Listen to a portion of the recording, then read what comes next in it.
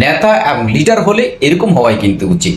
আমাদের দেশের একজন আয়াতুল্লাহ খামেনি ছিল, কিন্তু দুনিয়ার জালিমরা তাকে শহীদ করে দিয়েছে, তারা চিনতে পারেনি তাকে।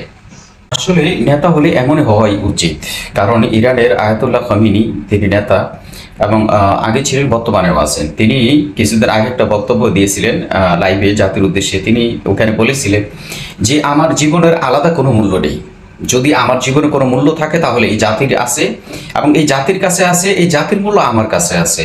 আর যদি আমার মূল্য যদি আলাদা এই জাতির কাছে না থাকে তাহলে এই জাতিরও তাহলে আলাদা কোনো মূল্য নেই।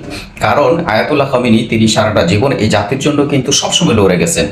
তিনি কি মাঠে ময়দানে যুদ্ধ করে লড়েছেন? না, তার দেশের জন্য তিনি সবসময় কথা দিয়ে এবং বিভিন্ন সময় বিভিন্ন প্রযুক্তির মাধ্যমে কিন্তু জাতিকে হেল্প করে যাইতেছেন, সেভ করে যাইতেছেন।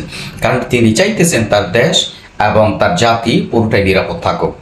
আসলে ভাই, নেতা হলে তো এরকম হওয়াই উচিত। নেতাকে শুধু একা খেয়ে বাঁচার জন্য কিন্তু তিনি তৈরি হয়েছেন। একজন লিডার কিন্তু তিনি নিজে বাঁচবেন, সাথে তার জাতিকে, তার কমকে তিনি বাঁচাবেন, তার দেশকে হেফাজত করবেন এবং তার দেশের জনগণের সমস্ত কিছু নিরাপত্তা তিনি বলয় রাখবেন। এইটা হচ্ছে একজন নেতা এবং তিনি হচ্ছেন একজন লিডারশিপ।